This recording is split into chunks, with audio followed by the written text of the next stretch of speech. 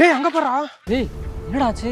Accident ஆயிருக்கும்னு நினைக்கிறேன். வா போய் பாப்போம். ஏய் போலீஸ் வேற அந்த டைம் ரவுண்டிங் அதிகமாக வருவாங்கடா அந்த சைடு. நம்ம மேலே ஏதாவது கேஸ் ஆயிரும் போடா. டேய் நான் சொல்ற மாதிரி பண்ணா போலீஸ்லாம் ஒரு பிரச்சனை இல்லடா. வாடா. பிரச்சனை இல்லையா? ஏய் சொல்கிறத கேளுடா. ஐயோ பார்த்து மெதுவா. டேய் ப்ரோ. என்னடா பண்ணுற? ஹலோ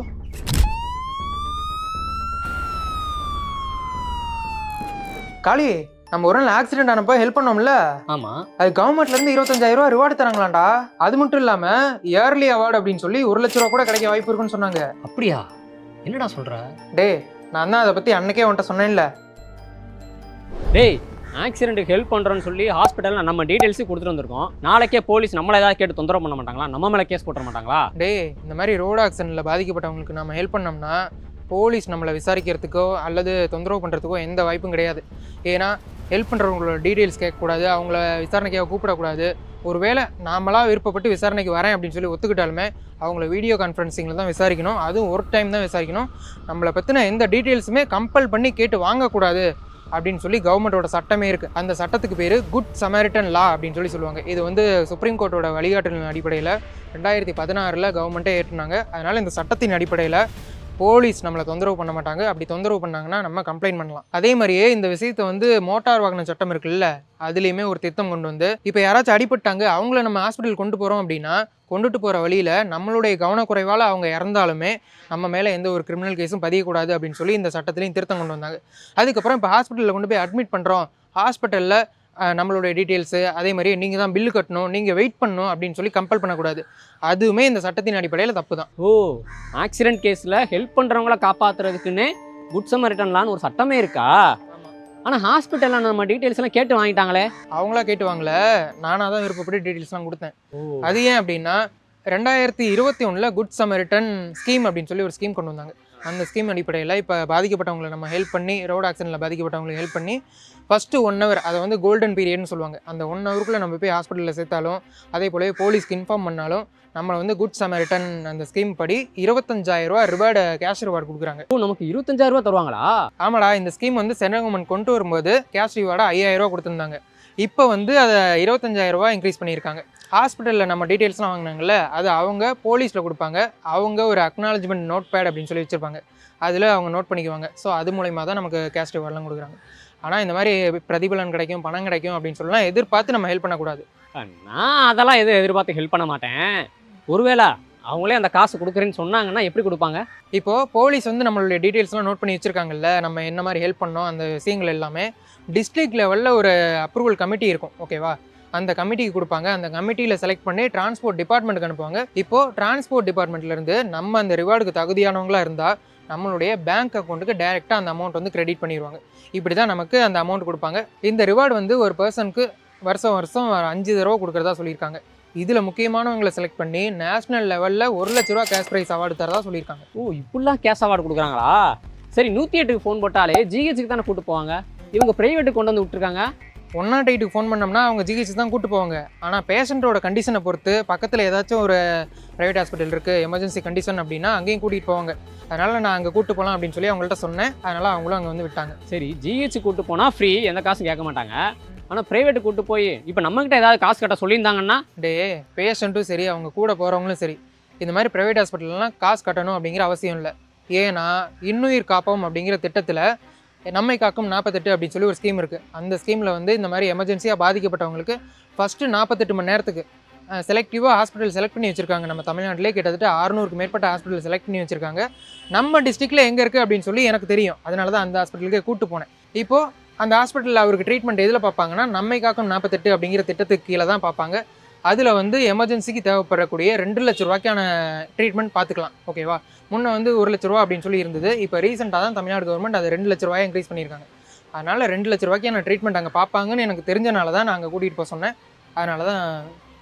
ஓ அப்போ ஆக்சிடென்ட் கேஸில் ஹெல்ப் பண்ணுறவங்களுக்கு வந்து ப்ரைவேட் ஹாஸ்பிட்டல் கொண்டு போய் அவசரத்துக்கு விட்டாலும் அங்கே நம்ம காசு கட்ட தேவையில்லை. நீ சொன்ன இந்த நம்மை காக்கும் 48 ஸ்கீம் படி 2,00,000 ரூபா வரைக்கும் இனிஷியல் அமௌண்ட்டுக்கு நம்ம ட்ரீட்மெண்ட் பண்ணிக்கலாம். ஓ சரி, இந்த ஸ்கீம் படி இந்த ஹாஸ்பிட்டலில் தான் டைப் பண்ணியிருக்காங்கிறத நம்ம எப்படி தெரிஞ்சுக்கிறது? ஹாஸ்பிட்டல்ஸை தெரிஞ்சுக்கிறதுக்காக தான் CMCHISTN அப்படிங்கிற வெப்சைட் கவர்மெண்ட் கொடுத்துருக்காங்க. அந்த வெப்சைட்குள்ளே போயிட்டு NK48, அதாவது நம்மை காக்கும் 48 அப்படிங்கிறத NK48ன்னு சொல்லுவாங்க. அந்த ஆப்ஷனுக்குள்ளே போனோம் அப்படின்னா ஹாஸ்பிட்டல்ஸோட லிஸ்ட்டு கிடைக்கும். அதாவது நம்மளுடைய டிஸ்ட்ரிக்டில் என்னென்ன ஹாஸ்பிட்டல்ஸ் கவர் ஆகுது அப்படிங்கிறத அதில் பார்த்தே நம்ம தெரிஞ்சுக்கலாம். அது மட்டும் இல்லாமல் இவங்களுடைய டோல் ஃப்ரீ நம்பரும் கொடுத்துருக்காங்க. அந்த நம்பருக்கு கால் பண்ணி இந்த ஸ்கீம் ரிலேட்டடாக என்ன டவுட்ஸ் இருந்தாலும் நம்ம கேட்டு தெரிஞ்சுக்கலாம். ஓ அப்போ ஆக்சிடென்ட் கேஸில் ஹெல்ப் பண்ணுறவங்களுக்கு வந்து ப்ரைவேட் ஹாஸ்பிட்டல் கொண்டு போய் அவசரத்துக்கு விட்டாலும் அங்கே நம்ம காசு கட்ட தேவையில்லை. சரி, இந்த நம்மை காக்கும் 48 ஸ்கீம் கீழே ஹாஸ்பிட்டல் அட்மிட் ஆகிறவங்களுக்கு மொதல் 48 மணி நேரத்துக்கு ஆகக்கூடிய செலவு 2 லட்ச ரூபா வரைக்கும் கவர்மெண்ட்டே கொடுத்துருவாங்கன்னு சொல்லிட்டேன். அதையும் தாண்டி ட்ரீட்மெண்ட்டுக்கு தேவைப்படுது, காசு கட்ட சொல்கிறாங்க அப்படின்னா அப்போ என்ன பண்ணுறது? அதையும் தாண்டி அந்த ஹாஸ்பிட்டலில் ட்ரீட்மெண்ட் தேவைப்படுது அப்படின்னா அந்த ஹாஸ்பிட்டல் வந்து நம்மளுடைய CM காப்பீட்டு திட்டம் இருக்கு இல்லையா, முதலமைச்சர் காப்பீட்டு திட்டம், அந்த திட்டம் அங்கே கவர் ஆனிச்சுன்னா அதில் பார்த்துக்கலாம். அப்படி இல்லை என்கிட்ட ப்ரைவேட் இன்சூரன்ஸ் இருக்குது அது கவர் ஆனிச்சுன்னா அதுலேயும் பார்த்துக்கலாம். அப்படி இல்லைன்னா அங்கேயே நம்ம பணம் கட்டி நான் பார்த்துக்கிறதா இருந்தாலும் பார்த்துக்கலாம். இல்லை GHக்கு நான் ஷிஃப்ட் பண்ணிக்கிறேன் அப்படின்னாலும் ஷிஃப்ட் பண்ணிக்கலாம். ஸோ இந்த மாதிரி வழிமுறைகளும் இருக்குது.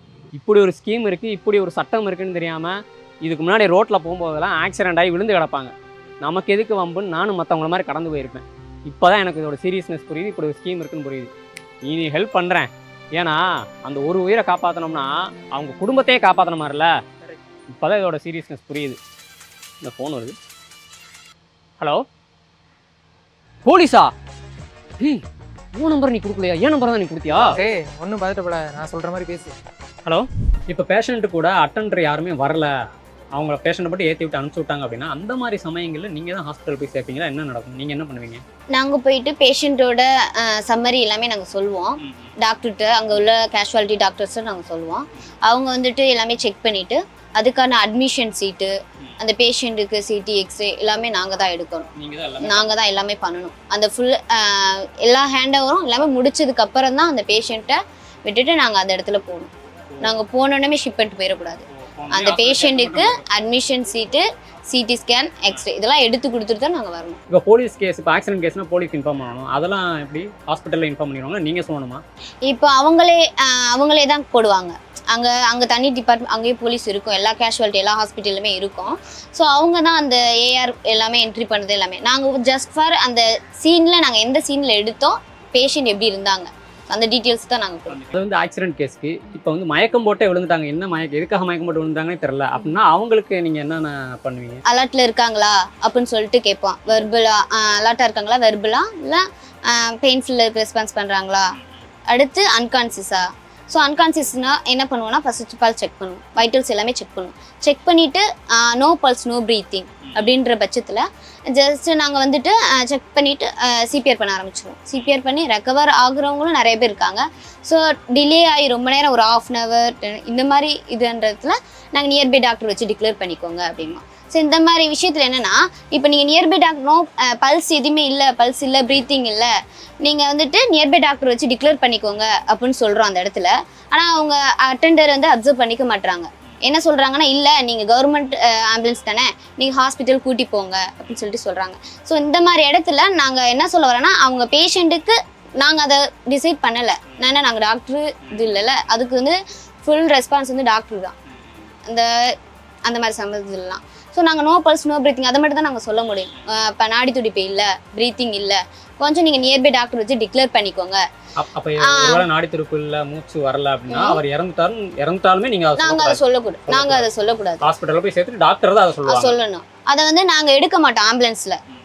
அதுன்றதை நாங்கள் அட்டெண்டர் பப்ளிக் புரிஞ்சுக்கணும், அப்சர்வ் பண்ணிக்கணும். அவங்க அதை அப்சர்வ் பண்ணிக்காம நீங்கள் வந்து கொண்டு போங்க, நாங்கள் அதுக்கு தானே கால் பண்ணுறோம் அப்படின்னு சொல்கிறாங்க. இந்த மாதிரி இடத்துல அவங்க அவாய்ட் பண்ணால் நல்லாயிருக்கும். இதே மாதிரியே நீங்களும் ரோட் ஆக்சிடென்ட்டில் பாதிக்கப்பட்ட போது நம்மை காக்கும் 48 அப்படிங்கிற திட்டத்தின் மூலமாக உங்களுக்கு ட்ரீட்மெண்ட் பண்ணியிருந்தாங்கன்னா அதை பற்றி கமெண்ட்டில் சொல்லுங்கள். அதே மாதிரியே இனிமேல் ஒரு ரோட் ஆக்சிடென்ட் பார்த்தா பயப்படாமல் போய் ஹெல்ப் பண்ணுவேன் ப்ரோ அப்படிங்கிறவங்களும் மறக்காமல் கமெண்ட் பண்ணுங்கள். தேங்க்யூ. உள்ள ட்ரீட்மெண்ட் நடந்துட்டு இருக்கு, பயப்படாதீங்க, எப்படியும் காப்பாற்றிடலாம். ஐயா என்னையா சொல்றீங்க? இருங்க அவர் தான் சொல்லிட்டார்ல, அவர் எப்படியும் பிழைக்க வச்சிருவார்.